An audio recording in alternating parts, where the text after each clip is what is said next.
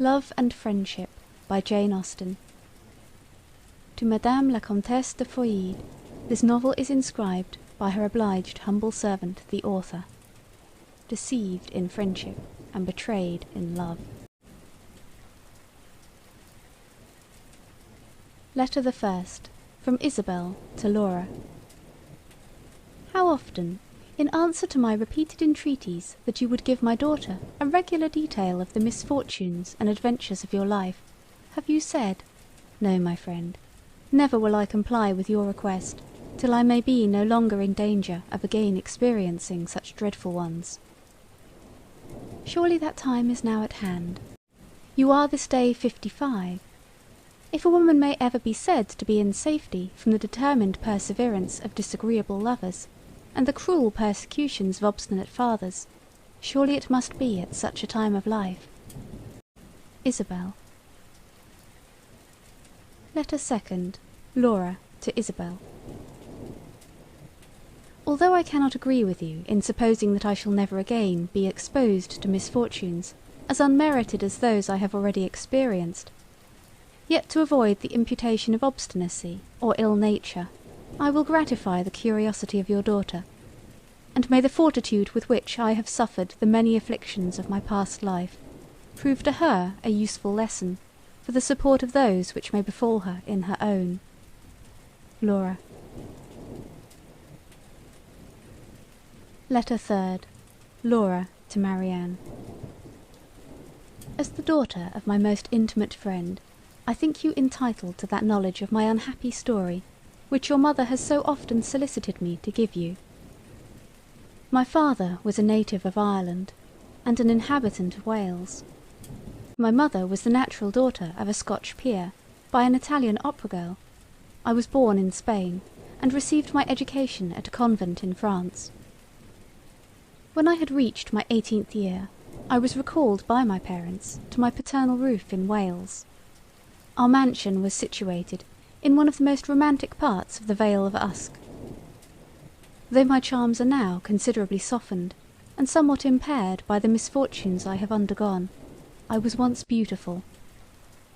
But lovely as I was, the graces of my person were the least of my perfections.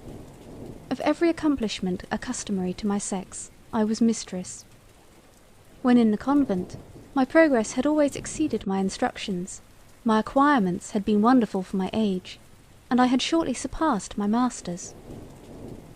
In my mind, every virtue that could adorn it was centred. It was the rendezvous of every good quality and of every noble sentiment.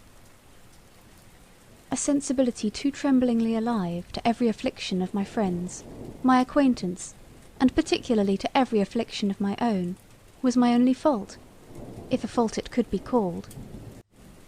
Alas, how altered now! Though indeed my own misfortunes do not make less impression on me than they ever did, yet now I never feel for those of another. My accomplishments too begin to fade. I can neither sing so well, nor dance so gracefully as I once did, and I have entirely forgotten the minuet de la cour. Adieu, Laura. Letter Fourth, Laura to Marianne. Our neighbourhood was small, for it consisted only of your mother. She may probably have already told you that, being left by her parents in indigent circumstances, she had retired into Wales on economical motives. There it was our friendship first commenced. Isabel was then 21. Though pleasing both in her person and manners, between ourselves, she never possessed the 100th part of my beauty or accomplishments. Isabel had seen the world. She had passed 2 years at one of the first boarding schools in London, had spent a fortnight in Bath, and had supped one night in Southampton. "Beware, my Laura," she would often say, "beware of the insipid vanities and idle dissipations of the metropolis of England. Beware of the unmeaning luxuries of Bath, and of the stinking fish of Southampton." "Alas!" exclaimed I, "how am I to avoid those evils I shall never be exposed to?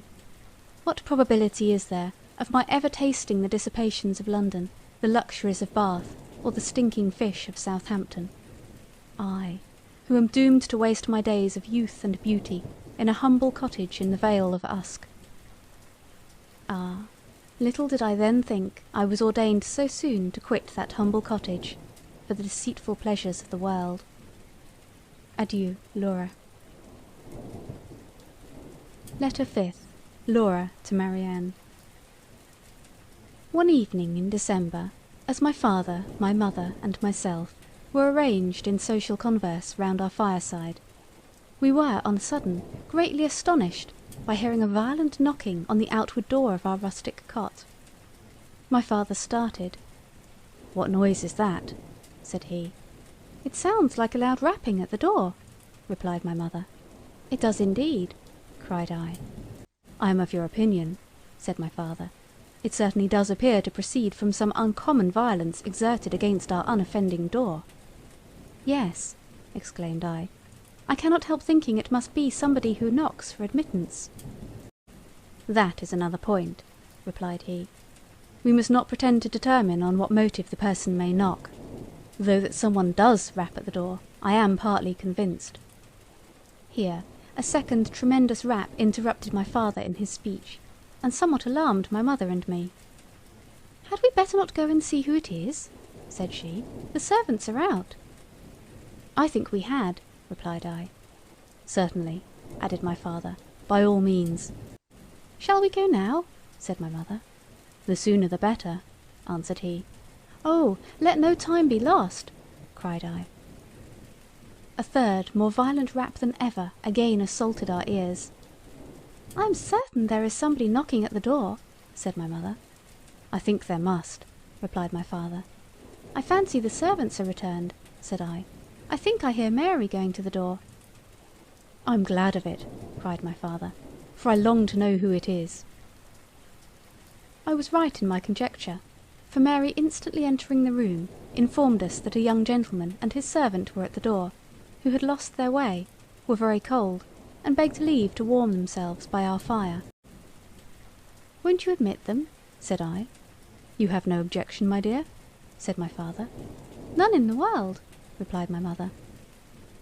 Mary, without waiting for any further commands, immediately left the room, and quickly returned, introducing the most beauteous and amiable youth I had ever beheld. The servant she kept to herself. My natural sensibility had already been greatly affected by the sufferings of the unfortunate stranger, and no sooner did I first behold him, than I felt that on him the happiness or misery of my future life must depend. Adieu, Laura. Letter 6th. Laura to Marianne.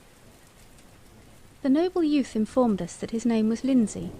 For particular reasons, however, I shall conceal it under that of Talbot.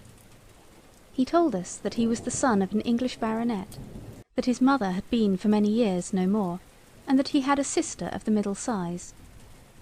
"My father," he continued, "is a mean and mercenary wretch. It is only to such particular friends as this dear party that I would thus betray his failings. Your virtues, my amiable Polydore," addressing himself to my father, "yours, dear Claudia, and yours, my charming Laura, call on me to repose in you my confidence." We bowed. My father, seduced by the false glare of fortune and the deluding pomp of title, insisted on my giving my hand to Lady Dorothea. "No, never," exclaimed I. "Lady Dorothea is lovely and engaging. I prefer no woman to her. But know, sir, that I scorn to marry her in compliance with your wishes. No, never shall it be said that I obliged my father." We all admired the noble manliness of his reply. He continued. Sir Edward was surprised. He had perhaps little expected to meet with so spirited an opposition to his will. "Where, Edward, in the name of wonder," said he, "did you pick up this unmeaning gibberish? You have been studying novels, I suspect."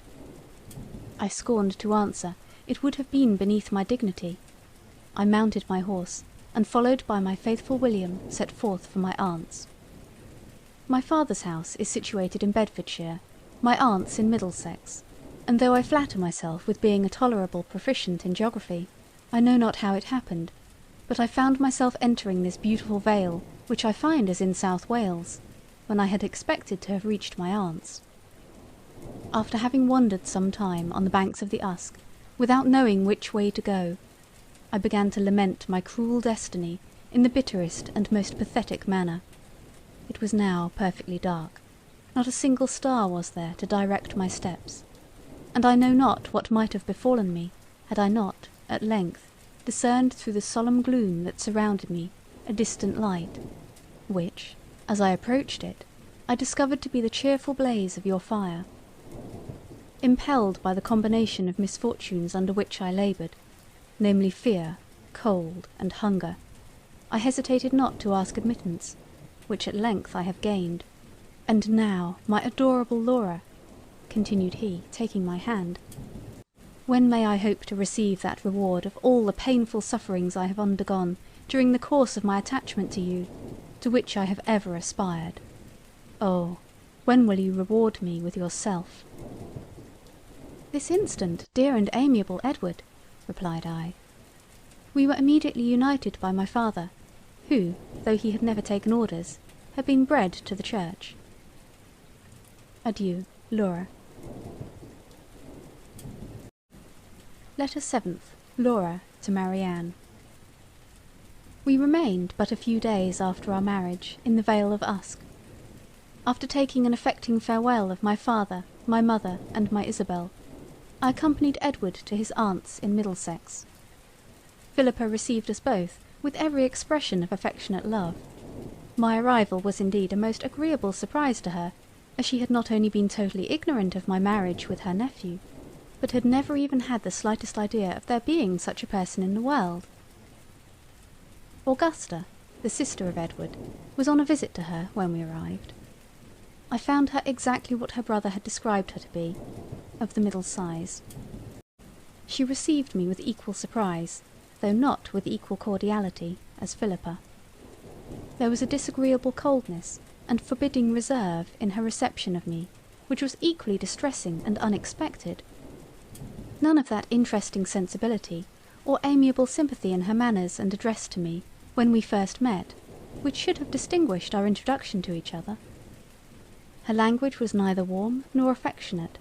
Her expressions of regard were neither animated nor cordial. Her arms were not opened to receive me to her heart, though my own were extended to press her to mine. A short conversation between Augusta and her brother, which I accidentally overheard, increased my dislike to her, and convinced me that her heart was no more formed for the soft ties of love than for the endearing intercourse of friendship. But do you think that my father will ever be reconciled to this imprudent connection? Said Augusta. Augusta, replied the noble youth, I thought you had a better opinion of me than to imagine I would so abjectly degrade myself as to consider my father's concurrence in any of my affairs, either of consequence or concern to me. Tell me, Augusta, with sincerity, did you ever know me to consult his inclinations, or follow his advice in the least trifling particular, since the age of 15? Edward, replied she, you are surely too diffident in your own praise.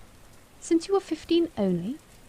My dear brother, since you were 5 years old, I entirely acquit you of ever having willingly contributed to the satisfaction of your father. But still I am not without apprehensions of your being shortly obliged to degrade yourself in your own eyes by seeking a support for your wife in the generosity of Sir Edward.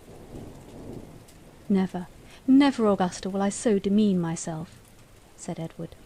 Support? What support will Laura want which she can receive from him? Only those very insignificant ones of victuals and drink, answered she. Victuals and drink, replied my husband, in a most nobly contemptuous manner. And dost thou then imagine that there is no other support for an exalted mind, such as is my Laura's, than the mean and indelicate employment of eating and drinking? None that I know of so efficacious, returned Augusta. And did you then never feel the pleasing pangs of love, Augusta? replied my Edward. Does it appear impossible to your vile and corrupted palate to exist on love? Can you not conceive the luxury of living in every distress that poverty can inflict, with the object of your tenderest affection? You are too ridiculous, said Augusta, to argue with. Perhaps, however, you may in time be convinced that, Here I was prevented from hearing the remainder of her speech by the appearance of a very handsome young woman, who was ushered into the room at the door of which I had been listening. On hearing her announced by the name of Lady Dorothea, I instantly quitted my post, and followed her into the parlour, for I well remembered that she was the lady proposed as a wife for my Edward by the cruel and unrelenting baronet.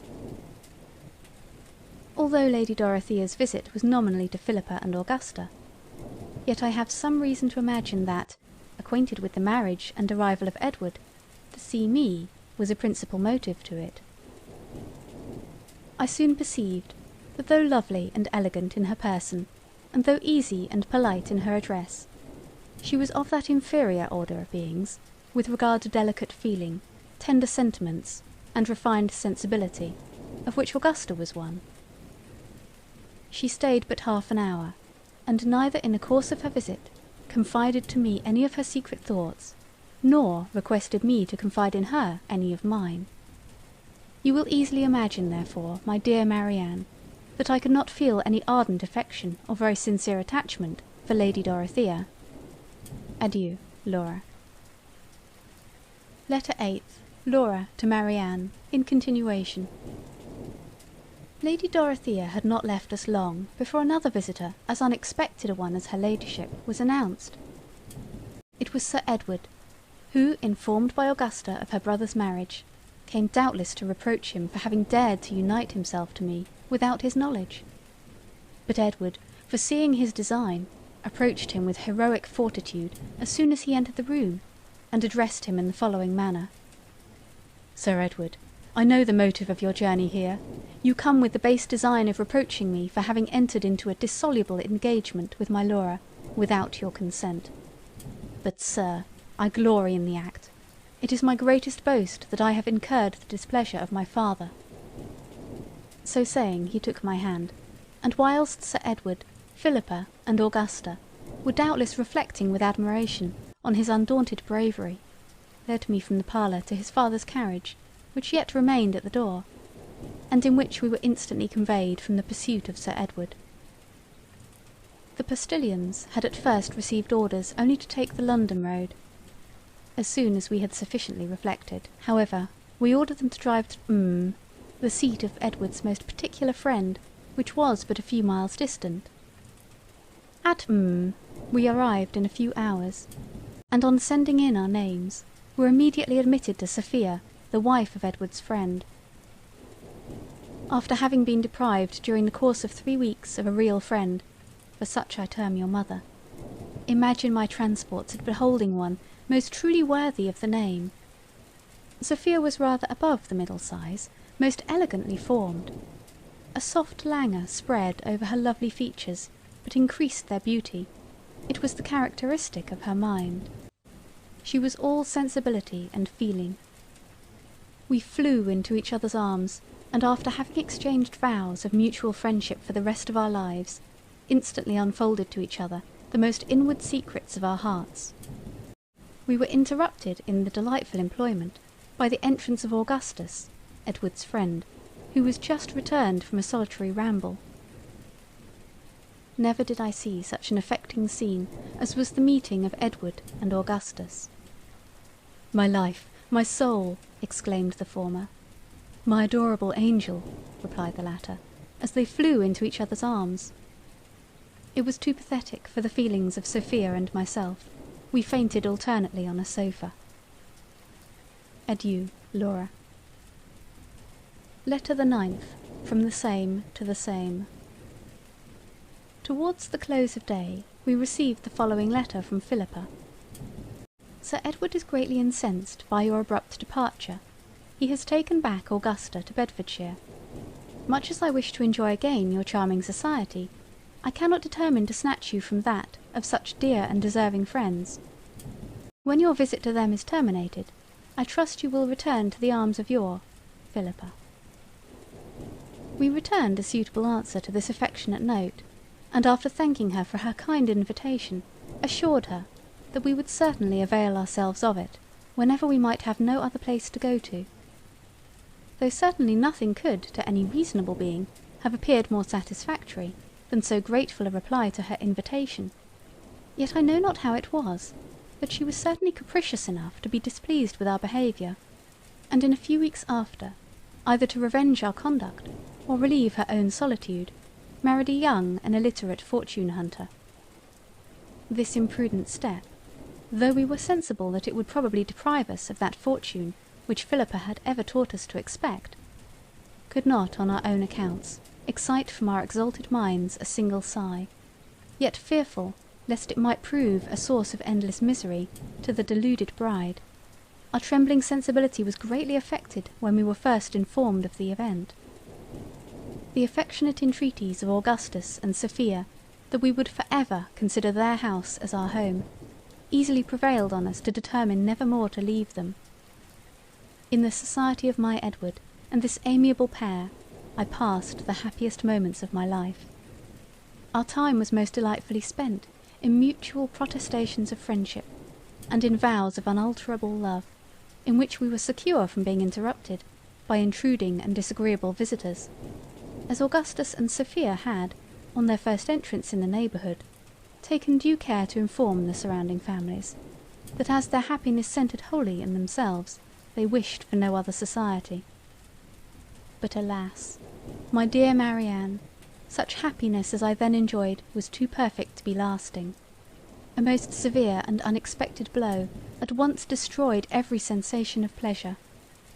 Convinced as you must be from what I have already told you concerning Augustus and Sophia, that there never were a happier couple, I need not, I imagine, inform you that their union had been contrary to the inclinations of their cruel and mercenary parents, who had vainly endeavoured, with obstinate perseverance, to force them into a marriage with those whom they had ever abhorred. But with a heroic fortitude worthy to be related and admired, they had both constantly refused to submit to such despotic power.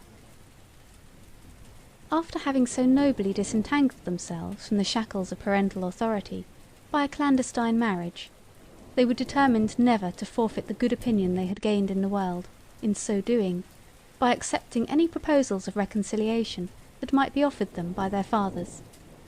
To this further trial of their noble independence, however, they were never exposed. They had been married but a few months when our visit to them commenced, during which time they had been amply supported by a considerable sum of money, which Augustus had gracefully purloined from his unworthy father's escritoire a few days before his union with Sophia. By our arrival their expenses were considerably increased, though their means for supplying them were then nearly exhausted. But they, exalted creatures, scorned to reflect a moment on their pecuniary distresses, and would have blushed at the idea of paying their debts. Alas, what was their reward for such disinterested behaviour? The beautiful Augustus was arrested, and we were all undone. Such perfidious treachery in the merciless perpetrators of the deed will shock your gentle nature, dearest Marianne, as much as it then affected the delicate sensibility of Edward, Sophia, your Laura, and of Augustus himself. To complete such unparalleled barbarity, we were informed that an execution in the house would shortly take place. Ah, what could we do but what we did? We sighed and fainted on the sofa. Adieu, Laura. Letter 10th. Laura in continuation. When we were somewhat recovered from the overpowering effusions of our grief, Edward desired that we would consider what was the most prudent step to be taken in our unhappy situation, while he repaired to his imprisoned friend to lament over his misfortunes.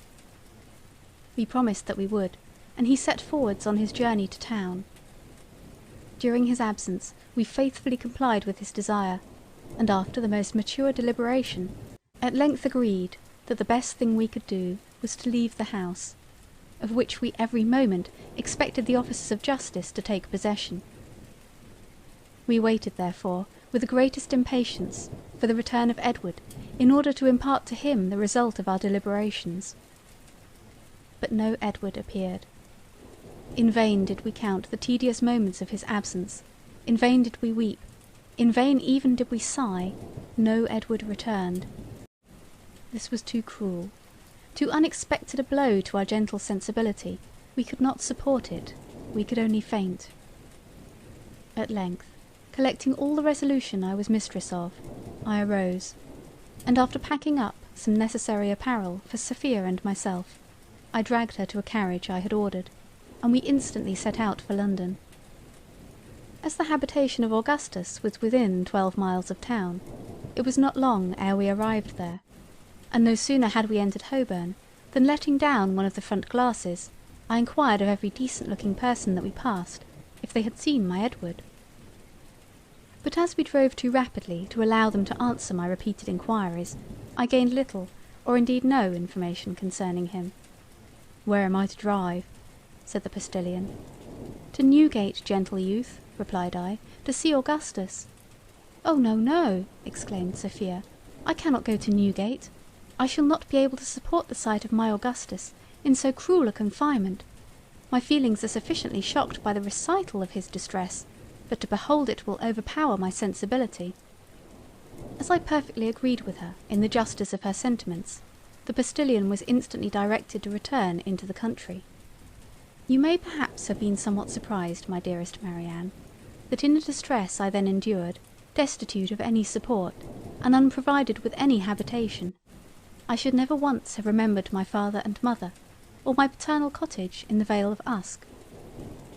To account for this seeming forgetfulness, I must inform you of a trifling circumstance concerning them, which I have as yet never mentioned.